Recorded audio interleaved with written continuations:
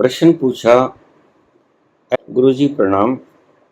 आपको दर्शन देने वाले हनुमान जी, शंकर जी अब भी शरीर रूप में हैं या सूक्ष्म रूप में हैं, देहधारी हैं, तो अब तक उनका शरीर कैसे जीवित है? उनका शरीर या सूक्ष्म रूप से कैसे रह रहे हैं? इसके पीछे क्या रहस्य है? अपने अंदर कैसे जाएं, फिर से विस्तार से बताएं। विकास, गुरुग्राम से।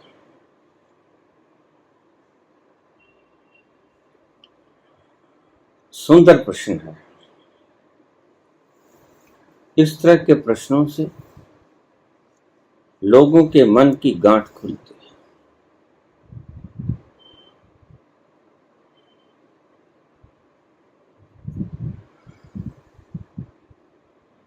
सबसे पहले जो आदमी एनलाइटेंड हो गया, ध्यान रखना, उसके कितने कर्म बाकी हैं ये किसी को पता नहीं। वह बाकी कर्म पूरे जन्म में निपटा पाएगा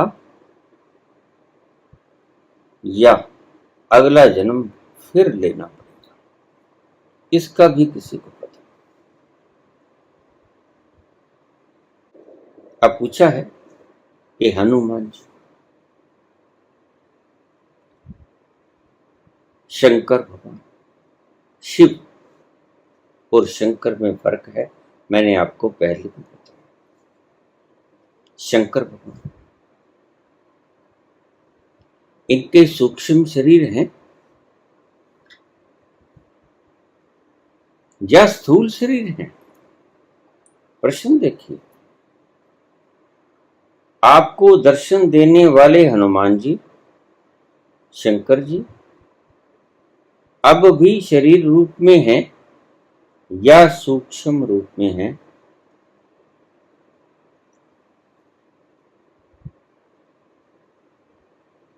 99% लोगों के पास एक सिद्धि होती है। कुछ लोग अभी एनलाइटेंड नहीं हुए होते, लेकिन उन्होंने सिद्धि की होती है। सिद्धि होती है कौन सी? स्थूल शरीर को डिसॉल्व करके सूक्ष्म में परिवर्तित करना और सूक्ष्म को जोड़कर स्थूल में परिवर्तित करना। सुनते रहना एक एक शब्द। जैसे अपने शरीर की आकृति को बढ़ा लेना, घटा लेना, अति सूक्ष्म कर लेना, वैसे ही दूसरी सिद्धि यह भी होती है कि सूक्ष्म शरीर को स्थूल में और स्थूल शरीर को सूक्ष्म में परिवर्तित करने की इनमें क्षमता होती है। चाहे ये एनलाइटेंड हुए हों या ना हो, ये सिद्धियां मैं कहता हूं 99%, कम कह दिया, कोई शायद मेरी दृष्टि में अब तक आया तो नहीं, लेकिन कोई शायद ऐसा हो जिसके पास यह सिद्धि ना हो। अन्यथा जितने सिद्ध पुरुष, बुद्ध पुरुष मैंने देखे, उनके पास, सभी के पास ये सिद्धि है। जब भी उनको आवाज दी जाती है वो फौरन हाजिर होते हैं आपके पास, अगर आपने प्रेम से बुलाया। इसलिए बहुत से बुद्ध पुरुष जाते हुए कह जाते हैं कि मुझे पुकार, मैं आपके आसपास ही मरूंगा। रामकृष्ण परमहंस देह त्याग करने लगे, रोने लगी शारदा। रामकृष्ण बोले, पगली, अरे मैं कहां जाऊंगा, यहीं रहूंगा, तेरे पास रहूंगा, तुझे पता नहीं है।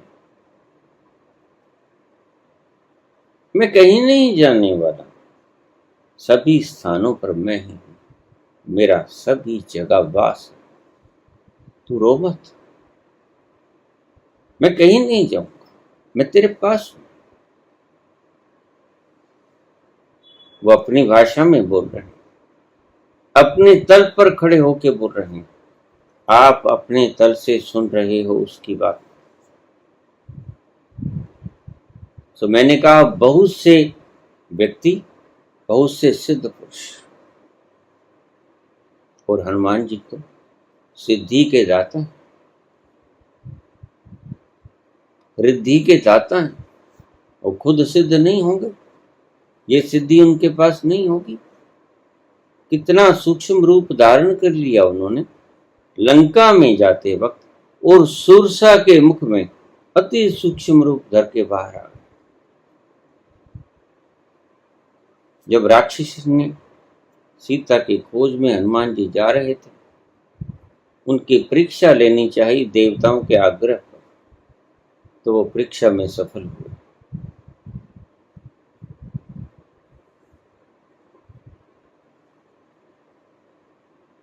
जैसे जैसे सुरसा अपना मुख खोलती,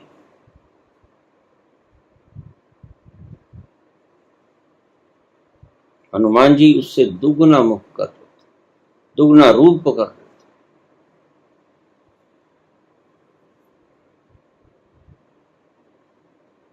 और जब इतना मुख खुल गया, हनुमान जी को पता चल गया, अब तो बंद करते करते भी बहुत मिनट लग जाएंगे, इतना ज्यादा फैल गया है मुख। समझदार थे, ज्ञानी थे,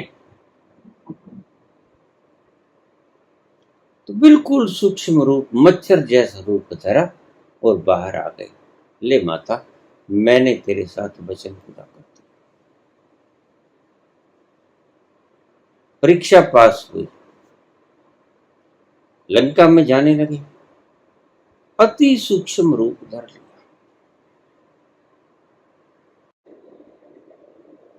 मैं भागवत सप्ताह की कथा नहीं सुना रहा हूं, मैं आंखों देखी बात बता, इसे ध्यान से सुनिएगा। भागवत की कथा तो सुनाने वाले बहुत हैं, ऐसी कथाएं सुनाने वाला आपको शायद कोई विरला ही और मिले। खैर, आपने पूछा कि क्या उनके स्थूल शरीर हैं?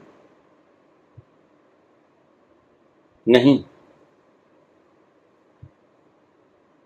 लेकिन उनके पास सिद्धि है, जब भी चाहें वो सूक्ष्म शरीरधारी हैं आज, लेकिन उनके पास कैपेसिटी है to convert into physical body. उनके सूक्ष्म शरीर से स्थूल शरीर में अपने शरीर को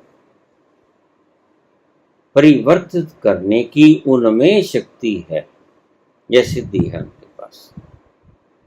और मैंने पहले भी कहा कि जितने भी सिद्ध मैंने सिद्धाश्रम में देखे, मैंने कभी नहीं देखा ऐसा जिसके पास ऐसी सिद्धि नहीं।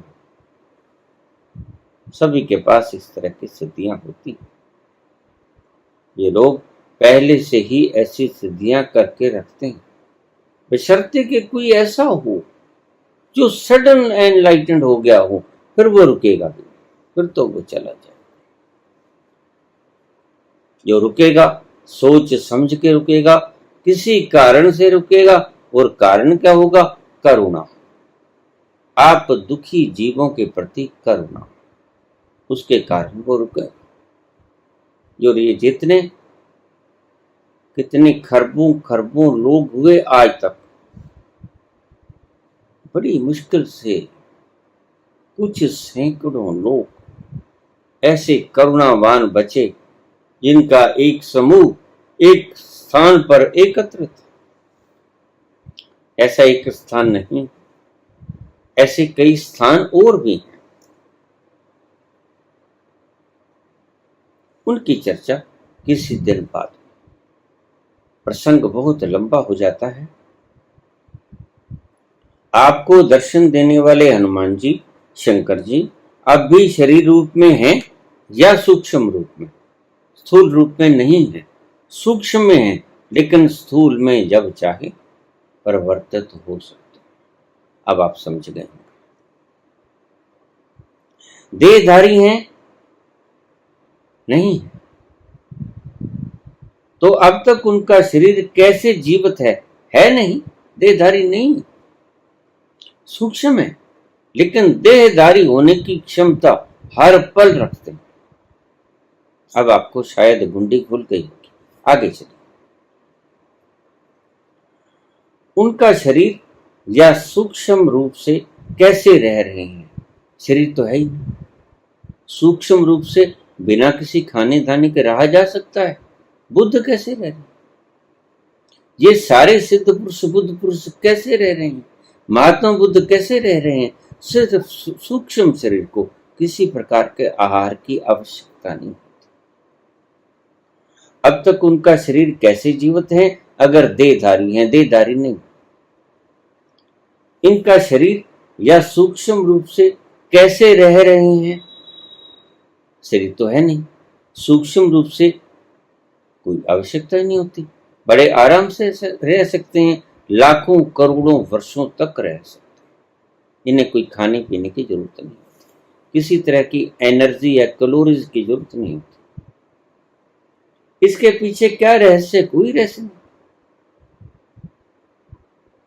सूक्ष्म शरीर से युक्त हैं, कुछ भोग भोगने बाकी हैं, जब इनकी इच्छा होगी भोग लेंगे, कोई दुविधा नहीं। अब इनकी इच्छा पर निर्भर है, अपनी करुणा के कारण यहां बने हुए हैं, हमारे लिए बने हुए हैं। ये ध्यान रखना इस बात को।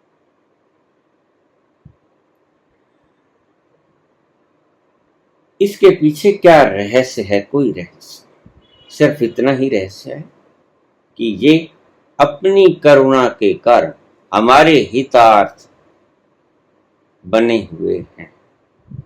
इनको कोई कष्ट भी नहीं होता, इनके लिए समय खत्म, टाइमलेसनेस, ईगोलेसनेस, बड़ी प्यारी अवस्था में मस्त रहते सदा। आपकी प्रश्न का मैंने जवाब शब्द बाई शब्द दे दिया है। आगे पूछा है अपने अंदर कैसे जाएं? फिर से विस्तार से समझें। मैं विस्तार से नहीं समझाऊंगा, फिर से आप विस्तार से समझें। मैंने सारा विस्तार दे दिया है। अपने भीतर कैसे जाएं, इसका पूर्ण विस्तार मैंने आपको पुरानी वीडियो में दे दिया है। फिर से समझाने की मुझे आवश्यकता नहीं, क्योंकि मैं उन्हीं शब्दों से फिर समझाऊंगा। मेरे पास एक ही अनुभव है, दूसरा अनुभव नहीं। उन्हीं शब्दों से, उन्हीं बातों से मैं फिर वही बोलूंगा। And it is only the repetition of the words. ये सिर्फ शब्दों की पुनरुक्ति होगी, इसलिए मैं फिर से नहीं बताऊंगा। आप बार बार सुनिए मैं क्या बोलूं। आपको रेपिटेशन करनी होगी समझने के लिए। शब्द आपके सामने, वीडियो आपके सामने, अपने भीतर कैसे उतरें, एक एक शब्द को सुनिए।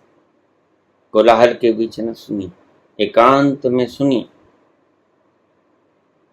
अपने भीतर कैसे जाएं, अच्छी तरह से समझोगे, बार बार सुनोगे, समझोगे, अपने भीतर प्रवेश करने का फार्मूला आपको आ जाएगा।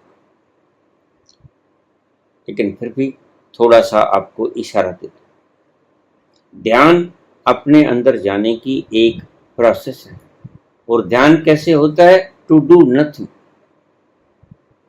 सभी प्रकार की आइडेंटिफिकेशन को कट कर, बाहरी संपर्कों को तोड़ दो, कोई मोह ना रहे, अपनी देह तक का मोह ना रहे। ये सारे सूत्र मैंने एक एक करके बता रखे। ये तुम्हें तुम्हारे भीतर ले जाएं, संसार से दूर। आज की ताजा खबर नहीं, कोई ताजा खबर नहीं होती।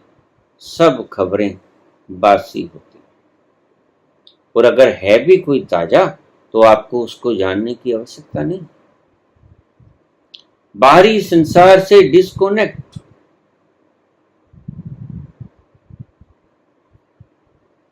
रिलैक्स योर माइंड, भीतर का गुबार क्रिया योग के द्वारा निकाल, भीतर का गुबार खाली हो जाओ, सिंहासन खाली छोड़ दो उस ईश्वर के अवतरित होने पर। कुछ नहीं करो, न जप न तप न दान न पाठ न पूजा न प्रार्थना न अरदास, ना किसी शास्त्र को पढ़ना है, ना कुछ छोड़ना है, ना निंदा ना स्तुति, सब द्वंद्वों को छोड़ दे जो वह भीतर जाने के योग्य हुआ। द्वंद्व में मत उलझो, सारा सर्किट तोड़ दो बाहर का, अकेले हो जाओ, बी अलोन, यही फार्मूला है भीतर जाने का। अलोन कैसे होगे? जैसे सभी संबंधों को तोड़ दो, जब तक नहीं तोड़ा पतंग उड़ता ही रहेगा उस डोर के साथ। सभी प्रकार की बंधनों को तोड़ दो जो तुम्हारी दिमाग के ऊपर बने हैं, चाहे मोह का है, रिश्तों का है, वासनाओं का है, समृद्धियों का है, किसी भी चीज का है, सभी प्रकार के बंधनों को तोड़ दो। धर्म का मोह भी मोह होता है, ध्यान, धर्म सबसे बड़ा शत्रु।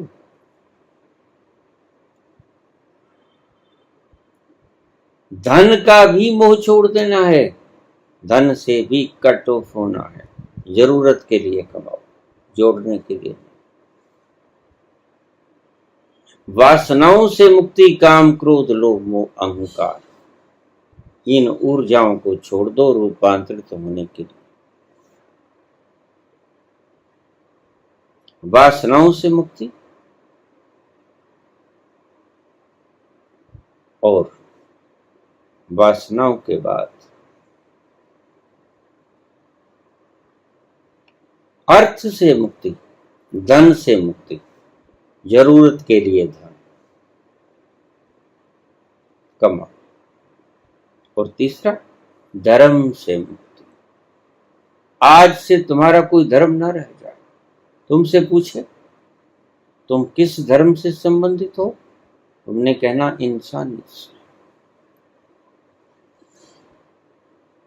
अगर तुम्हें कोई नेता चुनना पड़े धर्म के कारण मत चुनो, उसकी काबिलियत के कारण चुनना। किसी भी पार्टी के साथ वो संबंधित हो, किसी भी धर्म के साथ वो संबंधित हो,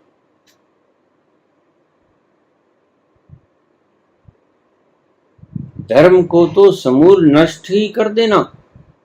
मैं पहले भी बहुत बार बोल चुका हूं, जिस दिन इस धरा से धर्म समाप्त हो जाएगा उस दिन ये धरती स्वर्ग हो जाएगी। धन्यवाद।